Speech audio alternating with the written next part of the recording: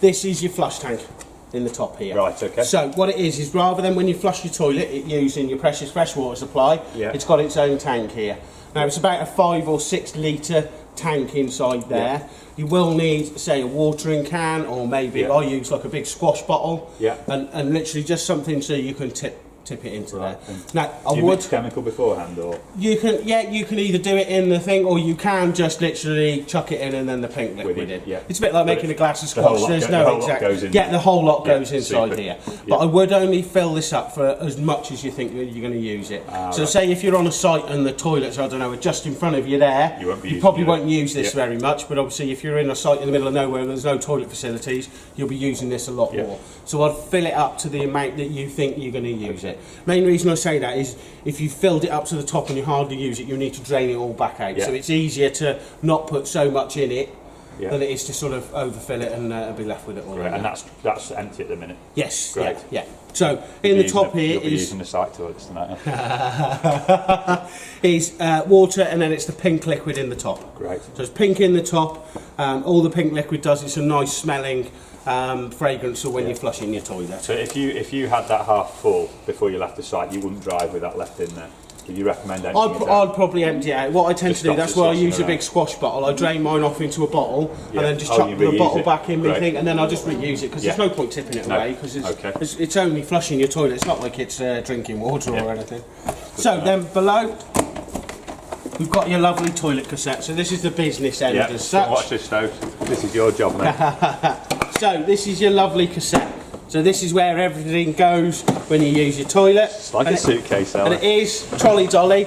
I wouldn't recommend taking it through an airport though. You'll probably get some funny looks, and you probably wouldn't make it on the plane either. So how these work, where it's pink liquid in the top, just the blue liquid inside here. Yeah. So all it is, there is a slight measuring cap, and you'll see a residual of blue liquid. Yeah. It is horrible stuff. Make sure you're getting in here, not on your skins or anything, because you will look like a Smurf, and it's very hard to wash off. So don't. There is a slight gauge on there to let you know. If you read on the bottles, they're all slightly different, but it will let you know how much solution you need to put in. And all you simply do is put the blue liquid in there once it's charged, and then push it in, and it's ready to use. And it's as simple as it just connects up and everything. Yeah, all you need to do is push it in. The rest of the controls are all inside in the toilet, so there isn't anything else. All you need to do when it comes to emptying it is obviously take it up to the toilet wet, or the special site where you've got to empty it, and then all you simply do is obviously unscrew the cap, hold down the button, and tip it up. So all the button is it's an air release. That's all it is. It just vents it.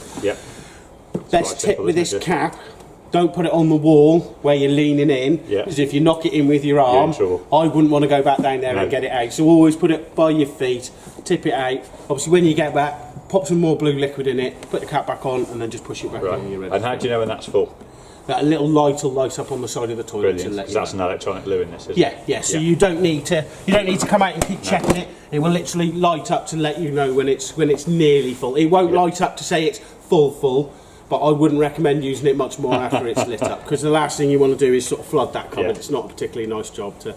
But the blue liquid's fantastic because it neutralises all odour. It just smells like blue liquid, so it's not as offensive as you think it's going to be. It's not like the nicest, but it's still not quite that bad. So for draining it off, lovely little rubber hose that sits in the top there. So that's to drain off what in there? To drain off this tank. That's why I'll use a bottle, because all I simply do is pull it out, refill my bottle back up, chuck it in the locker, and the next time I go anywhere, I've got it there, I can just literally simply top it back in. And that just literally lives, this little plastic casing just sits in the top. Dead easy, Joe, isn't it? It's nice. Okay. Yeah, so your job that one now. Well done. You remember that. You remember that. So, first cupboard down. So this is obviously the cupboard underneath your bunk beds. Really good cupboards, but the only thing is to watch what you're putting in here when you're travelling. You've ever towed with a caravan before? Yeah, and a big trailer. Yeah, perfect. Well, if you're experienced, you'll know it. Yeah, if you overload this at the back, it will be tail end happy, and it will, even with the ATC system in there, you'll still find it'll rock away. So these cupboards are really good when you're on site. You can put whatever you want in it, but for travelling, keep it to a very minimum in the back end here. Okay. That's brilliant. And obviously it's dual access, because you can access the cupboard inside. People use that for duvets and stuff, or would you best not even putting that in? Yeah, duvets and things like that, or some fold out chairs or things like that, you find. It's things like awnings or a heavy gas barbecue or anything along them lines. No, avoid anything heavy in the back. So we'll come over to the back. Not much too exciting. Obviously we've got your two rear legs, are both on the back of the van. Yeah. So the front legs are on the front corners, where the 2 rear ones are just on the back. Yeah, brilliant. Now, have you got a number plate with you today? James is making one up. Oh, fantastic. Yeah, well, I'll given get him all that the fitted. documents. When he's done that, I'll get all It's that just a fitted stick-on job, for is you. it? Yeah. Yeah, and then obviously we'll check your lights and everything once I've Yeah. finished the demonstration. We'll look it up to Yeah. the car for you. So, moving on to your door. Now, where's the young man gone? Has he run off? Yeah. You stand further back, you'll get I'll more just of it. show you for your door catch. Toby, come and watch this, please. I think he's got it in the car, bless you. Just video the tractor.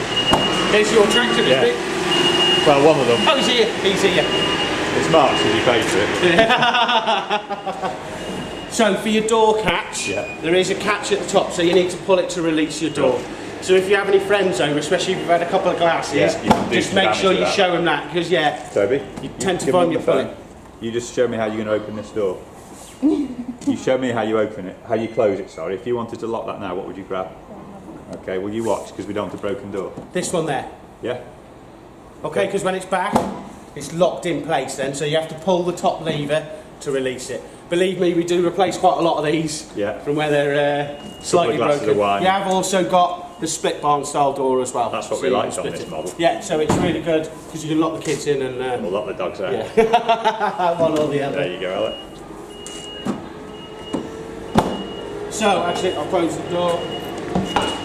While I'm here, wheels and tyres. Yeah. Make it nice and easy and put all the details on the door here. So it's